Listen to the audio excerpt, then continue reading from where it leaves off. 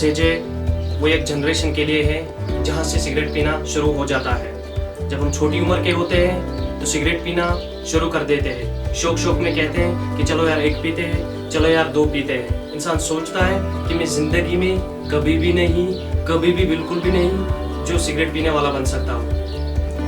तो पहला यह है कि सिगरेट छोड़ना बड़ा आसान काम है। अब जिन लोगों को अब जो लोग जो 30 साल से पी रहे हैं, 10 साल से पी रहे हैं या 5 साल से पी रहे हैं, उनके लिए तो बड़ा मुश्किल है छोड़ देना। और वो एकदम से कोशिश कर रहे हैं कि छोड़ दें, पर वो नहीं छोड़ पाते। तो उनके पास विल पावर भी बड़ी होती है। कभी हफ्ते में, कभी एक हफ्ते के लिए छोड़ते, कभी 2 हफ्ते के लिए छोड़ते हैं, तो कभी 1 साल के लिए छोड़ते हैं और उसके बाद फिर से पीना शुरू कर देते हैं। तो इसलिए उनको चाहिए कि वो जो है उनके लिए जो डॉक्टर अवेलेबल है वो उनके पास जाए और उनको कहे कि हम कैसे सिगरेट छोड़ सकते हैं। तो इसके लिए जो है कि यहाँ पे जो है सिगरेट जिसमें निकोटीन की एक केमिकल होती है, वो जो है ब्रेन को बार बार स्टिमुलेट करती है और इसको फिर से लेने पर मजबूर करती है सिगरेट। तो इसके लिए जो है दवाइयाँ भी हैं। फॉर एग्जाम्पल निकोटीन पैचेस हैं। आप लोग जानते हैं कि जो सिगरेट पीने वाला होता है उसको एक रूटीन होती है, जिस रूटीन पे वो चलता है। वो जो है सुबह को खाना खाने के बाद, दोपहर को खाना खाने के बाद, तो ये इसकी रूटीन होती है सिगरेट पीना। तो इसके लिए बड़ी आसानी होती है कि जब ये चलता है तो या कोई जेब में हाथ डाल के निकालता है तो सिगरेट पीता है, या कोई भी पास्ट फेलियर एक्सपीरियंस इसको होती है तो जेब में हाथ चला जाता है, सिगरेट निकालता है और पीता है। तो इसके लिए जो है कि यहाँ पे हमारे हैं प्रोफेसर डॉक्टर जावेद, तो उनकी बात को हम सुनेंगे।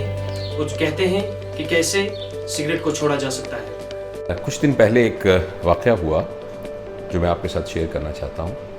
मैं अपने क्लिनिक में बैठा था तो एक साहब आए जिनका चेहरा थोड़ा सा मानूस था और वो शक्ल से बहुत बीमार लग रहे थे, बिल्कुल ऐसे जैसे कोई एडवांस कैंसर के पेशेंट होते हैं। और वो करीब आए और आके अस्सलाम वालेकुम कह के और मेरे करीब आके मुझे एकदम गले लग गए। और गले लग के उन्होंने मुझे ज़ारो कतार रोना शुरू कर दिया और थोड़ी देर मेरे पास बैठे। तो मुझे कुछ समझ नहीं आया। मुझे अंदाज़ा हुआ कि बहुत बीमार होंगे, लेकिन मुझे लग रहा था कि मैं इनसे पहले मिल चुका हूँ। तो मुझे वो बैठे तो उन्होंने अपना तारुफ़ कराया और तो मुझे याद आ गया। वो कहने लगे जी मैं आपके पास 2 साल पहले आया था हर्निया का ऑपरेशन करवाने के लिए। तो उस हर्निया के ऑपरेशन के दौरान जब आपने हिस्ट्री ली तो मैंने बताया कि मैं सिगरेट पीता हूँ बहुत ज़्यादा।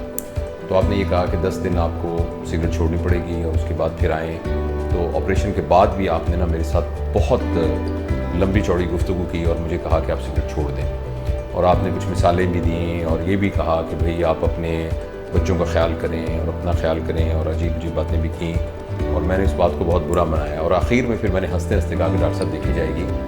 तो फिर मैं चला गया और उस बात को मैंने तवज्जो नहीं दी। तो आपने मुझे बताया था कि आपके इस सिगरेट पीने वाले को कैंसर हो सकता है और ये हो सकता है। तो डॉक्टर साहब मुझे वो खांसी चलती रही। तो 3 महीने पहले जब वो खांसी ठीक ना हुई तो मैं इस्लामाबाद में रहता हूँ, बताया उन्होंने। तो वहाँ वशफा इंटरनेशनल में गए तो वहाँ डॉक्टर ने देख के ये तशख़ीस किया कि उनको फेफड़ों का कैंसर हो चुका है।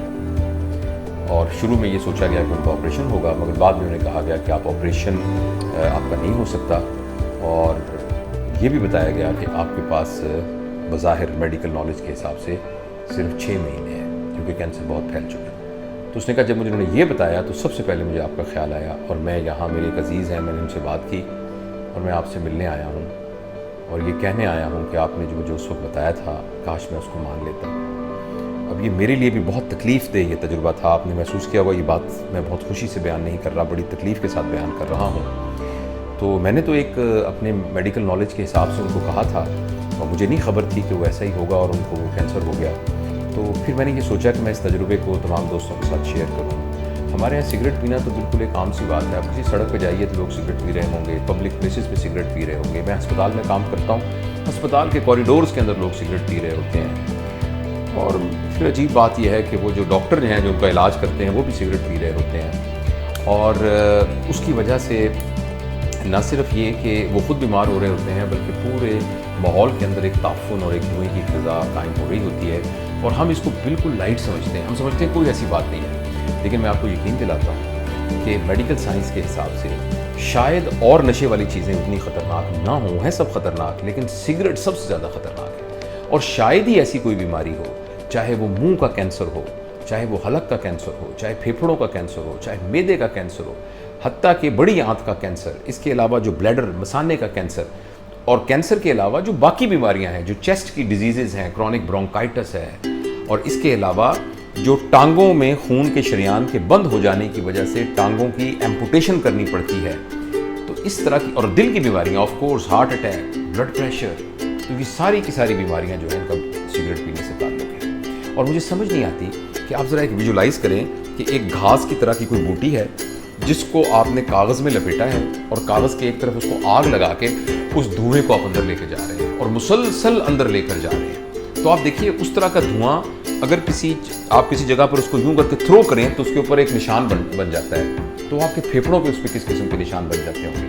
अच्छा, मैं चेस्ट की सर्जरी भी करता हूँ और मैं अपना ज़ाती तजुर्बा आपको बताता हूँ कि जब उस फेफड़े को खोला जाता है, जो कि एक स्मोकर का फेफड़ा होता है, तो वो अंदर से, मैं बड़े एहतियात से लफ्ज़ इस्तेमाल कर रहा हूँ, वो अंदर से इतना गलीज़ होता है कि बाज़ का तो उसको देख कर एक यानी तबीयत जो है उसके अंदर बोझ पड़ता है उसको देखकर, उसकी शक्ल देखकर फेफड़े की, जो कि वैसे बहुत पिंक और बहुत खूबसूरत किस्म का स्ट्रक्चर होता है, लेकिन जो वो सिगरेट वाला फेफड़ा होता है वो बिल्कुल गलीज़ होता है। तो मैं इस वीडियो के ज़रिए आपको ये बताना चाहता हूँ कि अगर फ़र्ज़ करें एक शख्स सड़क पर बैठा अपने मुँह पे थप्पड़ मार रहा हो, तो देखने वाला क्या समझेगा? वो ये समझेगा ना कि एक अहमक आदमी है, वो यही समझेगा कि ये एक बेवकूफ़ आदमी है, वो ये समझेगा ये एक नफ्सियाती मरीज़ है। इसी तरीके से सिगरेट पीना उससे भी बुरी बात है।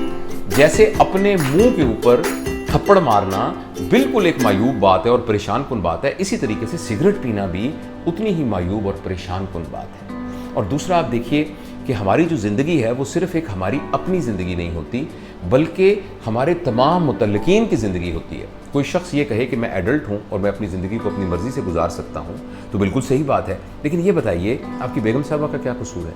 अगर आपको कुछ हो जाए तो आपकी बेगम साहबा को लोग बेवा कहेंगे, और आपको पता है जो बेवा होती है तो उसको फिर जो है ना, पहले आप बड़ी इज़्ज़त आबरू के साथ आप उनके लिए कपड़े लेके जाते हैं, उनके लिए एक ऑनर के साथ उनको खाने पीने की चीज़ें लेके जाते हैं, ज़रूरियात ज़िंदगी पूरी करते हैं, मगर यतीम और बेवा को लोग पैसे इकट्ठे करके ईद के ईद उसको लेके देते हैं। माफ़ करना, मैं थोड़ी सख्त बात कह रहा हूँ, लेकिन अब देखिए ना, आपकी ज़िंदगी सिर्फ आपकी ज़िंदगी नहीं है। अगर खुदा न खास्ता आपको कुछ हो जाए, आपकी वालदा पर क्या गुजरेगी? आपको कुछ हो जाए, आपकी बाकी बहन भाइयों पर क्या गुजरेगी? आपको कुछ हो जाए तो आपके बच्चों पे क्या गुजरेगी? आपकी बेगम साहब पे क्या गुजरेगी? और आपके प्यार करने वालों को क्या गुजरेगी? और ये एक छोटी सी इनहिबिशन है। मैं आपको यकीन दिलाता हूँ कि सिगरेट की डिपेंडेंस जो है ये बहुत ज़्यादा साइकोलॉजिकल डिपेंडेंस है, फिजिकल डिपेंडेंस नहीं है। अगर आप थोड़ा सा मेहनत करेंगे, और सिगरेट छोड़ने का सिर्फ एक आसान तरीका है। कुछ लोग कहते हैं मैं कम कर दूंगा, कम करने से सिगरेट कभी नहीं छूटती। बहुत सारे लोग इस बात को ट्राई कर चुके हैं। सिगरेट छोड़ने का सिर्फ एक तरीका है कि ये सिगरेट है, आज के बाद मैं नहीं पीऊंगा, दैट्स इट। मेरे जितने दोस्तों ने सिगरेट छोड़ी है वो इसी तरीके से सिगरेट छोड़ी है, और उसके बाद उनकी ज़िंदगी में बहुत पॉजिटिव इम्पैक्ट आया है। अच्छा, अलबत्ता ये है कि जो बहुत ज़्यादा सिगरेट पीते हैं तो उसके लिए निकोटीन पैचेस, निकोटीन टैबलेट्स वो अवेलेबल हैं। आप किसी माहिर डॉक्टर से बात करें।